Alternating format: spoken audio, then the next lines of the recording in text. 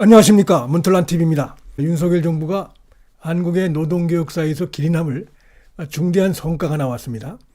자, 양대 노총이 해마다 지금 조합원들로부터 걷어서 쓰고 있는 그 조합원이 액수가 지금 1,000억 원이 넘고, 그 다음에 뭐 지자체라든지 정부로부터 지원받는 금액까지 합하면 수천억을 해마다 써왔는데, 엄청난 금액을 써왔음에도 그동안 마치 자신들은 성역에 있는 양 그 회계 자리를 공개를 하지 않았고, 그런 사이에서 그 내부에서 여러 가지 횡령 사건도 발생하고, 또 노조 간부들이 조합원들의 그 돈을 가지고 해외에 나가서 흥청망청 쓰고, 또 일부 노조 간부 자녀들만이 특혜적으로 그런 걸 사용하는 이런 것들이 문제가 되어왔고, 심지어는 그 조합원들로부터 받은 그 조합비를 가지고 친북 활동을 하는 이런 그 충격적인 사건도 보도가 된 바가 있습니다. 여기에 대해서 윤석열 대통령이 법과 원칙대로 대응을 했죠. 그래서 시행령을 고쳤습니다. 우리 사회에 어떤 오래된 잘못된 부분들, 비리, 이런 부분들에 대해서는 하여튼 법과 원칙에 따라서 흔들리지 않고, 압력에 흔들리지 않고 대처해왔고, 그것이 하나하나 지금 열매를 맺고 있는 이런 상황이 아닌가, 이런 생각이 듭니다. 문틀란TV 여기서 마치겠습니다. 시청해 주셔서 감사합니다.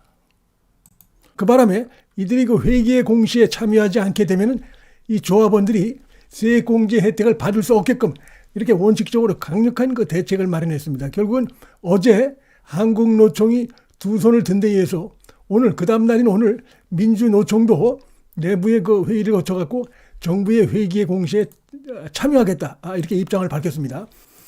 민주노총이 조금 전에 서울 중구 민노총 회의실에서 중앙집행위원회를 열고 이런 방침을 정했습니다. 정부가 요구해온 노동조합 회계 공시 제도에 동참하기로 했습니다. 어제는 한국노총이었죠. 그동안 그 정부는 노조 회계 투명성을 강화하기 위해 노조법, 소득세법 이 시행령을 개정을 해가지고 여기에 참여하지 않는 노조에 대해서는 연말정산 때 세액공제 혜택을 받지 못하게 했습니다.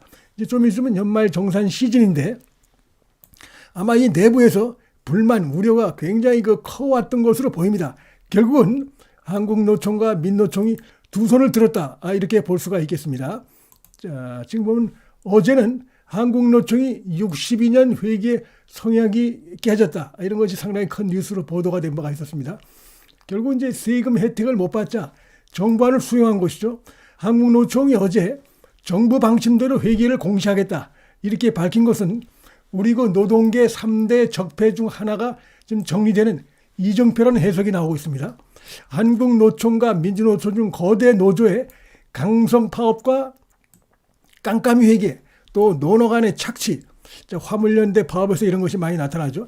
그다음에 노동계 고질병이자 이런 것들이 개혁 대상으로 꼽혀왔는데, 윤석열 대통령이 작년부터 노조 부패를 공직부패, 기업부패와 함께 한국의 3대 부패로 규정하고 노조의 회계 투명성 확보를 추진했고, 이런 차원에서 시행령을 개정을 했고, 회계 공시에 참여하지 않는 그런 노조에 대해서는 세액공제 혜택을 배제하는 이런 강수를 두니까 한동안 버티다가 결국은 그 정부의 방침에 수용하는 이런 그 결과가 나왔습니다. 거대 노조의 깜깜이 회계, 이 노동계 안팎에서 상당한 문제라는 지적이 많았습니다. 도대체가 지금 뭐 연간 한 1,000억이 넘고 한 이런 그 엄청난 자금을 갖다가 이들이 주물르는데, 그런 부분들이 제대로 그 회계 감시를 받지 않고 있었고, 그 가운데서 끊이지 않게 조합원들 조합비 어떤 횡령 뭐 이런 것들, 심지어는 뭐 이 노조 간부들이 해외에 무슨 연수 목적으로 나가서 흥청망청 쓰고 이런 것들, 또 심지어는 그 친북 이런 그 활동에 이 조합원들 돈이 여기에 그 전용된 이런 것들이 나타나서 이 조합원들이, 특히 요즘 이제 젊은 조합원들이 내 조합비가 어떻게 쓰이는지 도대체가 알 수가 없다, 이런 불만이 굉장히 커져왔는데, 이런 것들이 이제 또 하나의 그 시대의 변화가 아닌가, 우리나라의 그 노동 운동의 하나의 그 시대 변화가 아닌가, 이런 생각이 들고, 거기에 결국은 이들도 따를 수밖에 없는, 변화에 따를 수밖에 없는 이런 것을 보여준 것이다, 이렇게 볼 수가 있겠습니다. 앞으로도 뭐 윤석열 정부가 추진하려고 하는 노동개혁이 굉장히 많죠. 그 중에 하나가 중요한 것이 회계의 투명성, 회계의 그 감시권 내에 집어넣는 거였는데, 이것이 굉장히 그 이전 정부에서도 말로만 이렇게 하고 사실은 그 양대 노총의 눈치를 보고 하느라고 결국은 하는 척 하다가 포기하고 이래왔던 것인데 윤석열 정부가 드디어 성공했습니다. 역대 이 네로라는 여러 정부들이 이를 추진했지만 결국은 다 두 손 두 발을 들었던 것인데 지금 어제에서 오늘 대한민국의 양대 노총이 다 그 정부에 대해서 정부의 회계 공시제도를 수용한다. 한마디로 백기투항을 했다. 이렇게 볼 수 있는 충격적인 역사적인 그 사건이 벌어졌다. 이렇게 볼 수가 있겠습니다.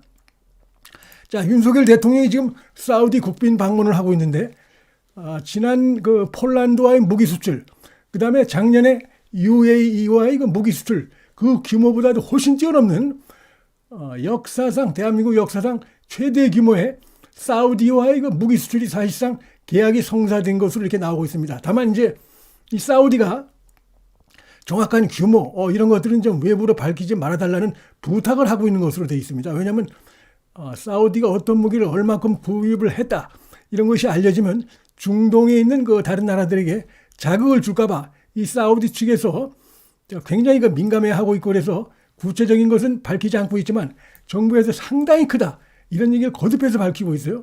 주로 이제 이 천궁2라고 하는 중고도 이 미사일 이것이 지금 사우디와 계약된 것으로 이렇게 돼 있고 어마어마한 규모로 대한민국 그 무기 수출 사상 최대의 계약이 이루어진 것으로 이렇게 돼 있습니다. 작년에 UAE와도 이 천궁2 이 미사일을 계약을 했는데 그 규모보다 더 큰 것으로 이렇게 돼 있습니다. 이제 폴란드에다가 이제 무기 수출을 상당히 했는데 그것이 어떻게 이제 우리 한국의 유럽 시장에서의 K방산의 어떤 활로를 개척하는 중대한 어떤 폴란드가 개척지라고 한다면 UAE 이어서 바로 그 사우디와 2년 연속 엄청난 규모의 그 K방산, K무기 수출 이런 것이 이루어졌기 때문에 이제 중동 시장이 수출 유망 지역으로 이렇게 떠올랐다. 자, 이렇게 말씀을 드릴 수가 있을 것 같습니다. 또 하나 지금 윤석열 대통령이 지금 이제 사우디가 추진하고 있는 전 세계에 관심을 끌고 있는 그 네옴시티 관련해서도 굉장히 이번에 이 사우디 방문해서 이쪽 그 전시관을 둘러보면서 이 사우디 측 관계자들에게 궁금한 것도 물어보고 상당히 그 깊은 관심을 보여가지고 이 사우디 측에서 오히려 윤석열 대통령의 그 아주 그 깊은 이런 관심 이런 부분들이 오히려 상당히 그 감탄했다. 아주 적극적인 이런 모습에 대해서 상당히 그 긍정적인 반응을 지금 보이고 있다는 것입니다. 뭐 예를 들면은 쭉 이제 전시관을 둘러보면서 이 구간은 왜 이렇게 단절되어 있느냐 이렇게 이제 윤석열 대통령이 물어보니까 이 사우디 측의 한 인사가 이 부분은 산악 지역이어서 터널을 건설하는 구간이다 이렇게 설명하니까 그 말이 떨어지기도 전에 윤석열 대통령이 한국은 산악이 많기 때문에 산악 터널을 뚫는 건 우리가 최고다. 한국 기업이 최고다. 이렇게 말하자 사우디 측 투자부 장관이 자, 윤석열 대통령께서는 한국 기업을 세일즈하는데 단 1초도 낭비하지 않는다. 이렇게 얘기를 해서 주위에서 크게 모두 웃었다는 얘기가 나오고 있는데 하여튼 가는 곳마다 지금 윤석열 대통령이 우리나라 기업의 수주에 상당히 열을 올리고 있고 지금 이제 들리는 말에 의하면 이 네옴시티에서 한국 기업의 참여에 대해서 지금 사우디가 상당히 기대가 커지고 있고 긍정적으로 보고 있는 시선이 분명히 나타나고 있다. 자, 이런 얘기들이 나오고 있습니다. 지금 이번에 사우디를 국빈 방문해서 무기 수출도 그렇고 네옴시티 관련해서 한국 기업의 참여에 관련해서 상당히 적극적으로 노력한 결과 그 참여의 판이 커질 것으로 지금 예상이 되는 이런 상황이고 앞서 말씀드렸지만 한국 노동개혁의 하나의 이정표라고 할 수 있는 그런 부분이 윤석열 정부에 의해서 세워졌다. 이거 굉장히 중요한 부분입니다. 양대 노총이 연간 수천억을 쓰면서 도대체가 그 돈이 어디로 가는지 깜깜이 이 속에서 수십 년간이 이어져 왔어. 거기서 온갖 부패가 이제 거기서 발생하고 여러 가지 정치적으로도 문제가 많이 발생했다고 볼 수 있죠. 예를 들면 북한으로도 흘러가고 그다음에 좌파 정당으로도 흘러가고 이런 문제들이 많았을 것입니다. 그다음에 일부 간부들이 사적으로 횡령하고 자 그럼에도 불구하고 역대 정부들이 양대 노총 눈치를 보고 이러느라고 손을 못 댔던 건데 윤석열 대통령의 윤석열 정부가 들어선 지 1년 조금 지나서 이 양대 노총이 결국은 굴복했다고 볼 수 있죠. 백기투항을 했다. 이런 상황이 벌어져서 상당히 일대 획기적인 그 우리나라 노동개혁사에서 그런 거 사건이 벌어졌다. 이제 예를 들어서 그동안에 보면은 이 뭐 화물연대 이거 파업 여기서 역대 정부가 어떤 정부도 거기에 대해서 제대로 해법을 찾지 못하고 매년 끌려갔는데 이 화물연대 파업도 윤석열 정부가 그 해결했습니다. 결국은 화물연대들이 포기하고 그런 그 일이 있었죠. 그다음에 민주노총도 갑자기 무슨 정부에 대해서 뭐 시위한다 그러면서 1박 2일 노숙투쟁을 하고 이러다가 결국 그 부분에 대해서도 경찰이 법과 원칙에 따른 대처를 함으로써 민노총들이 결국 거리에 나와서 한 투쟁을 스스로 접어야 하는 이런 일이 있었습니다. 그래서 이런 거 하나하나 보면은 윤석열 대통령이 참 어떻게 보면 대단하다. 오래된 잘못된 부분들, 비리 이런 부분들에 대해서는 하여튼 법과 원칙에 따라서 흔들리지 않고 압력에 흔들리지 않고 대처해 왔고 그것이 하나하나 지금 열매를 맺고 있는 이런 상황이 아닌가 이런 생각이 듭니다. 문틀란 TV 여기서 마치겠습니다.